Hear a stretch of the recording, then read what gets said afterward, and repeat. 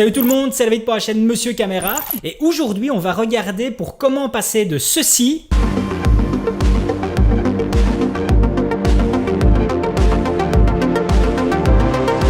à ça.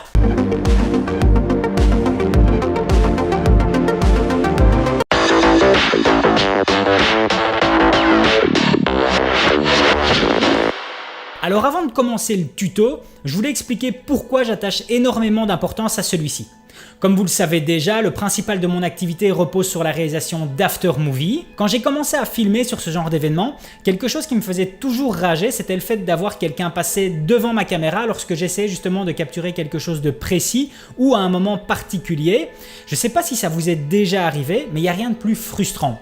Il fallait que je trouve une solution. Et la solution, c'est celle-ci.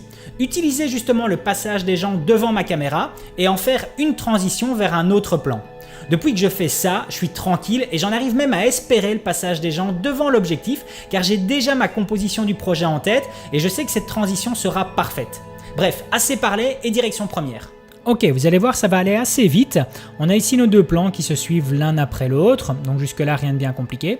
On va regarder à partir du moment où le garçon rentre dans le cadre et où justement il va laisser un arrière-fond de libre.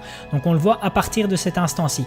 Donc on va venir remonter le premier plan et on va venir mettre en dessous le deuxième. Donc si on joue forcément, ben voilà ce que ça donne, rien de bien intéressant. On se remet juste ici. On sélectionne notre premier plan et ce qu'on va venir faire, on va aller dans l'outil justement opacité et on va sélectionner ceci ici, tracer un bézier libre. On le sélectionne. Alors par contre, pour qu'on s'y retrouve un peu mieux, ce que je vais faire, c'est désactiver les barres cinémascope. Voilà. Et alors je vais venir mettre ça à 25%. Ça sera beaucoup plus simple pour moi. Donc je resélectionne mon masque, voilà, comme ça je vais pouvoir le tracer.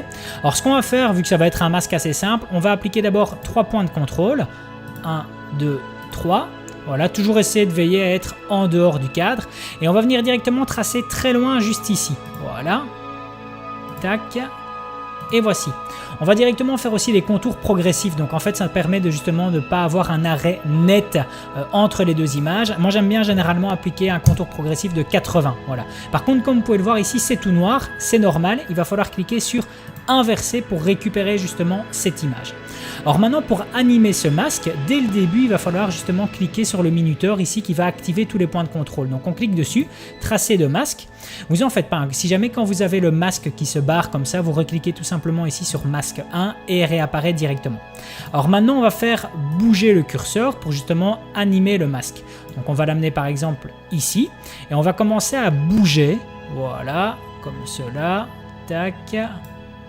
Voilà, je le trace grossièrement pour le tutoriel, mais à ce que vous puissiez comprendre l'idée. Voilà. Alors maintenant, on va continuer à faire avancer. Vous pouvez faire de quelques images directement. Comme j'ai appliqué ici 2 points très éloignés, ça me permet en fait de faire comme ceci ici. Vous voyez? Au moins, je peux directement bouger l'ensemble et ne pas à chaque fois devoir animer les 3 points clés. C'est beaucoup plus rapide en fait. Je continue, voilà, et je fais ceci ici, voilà.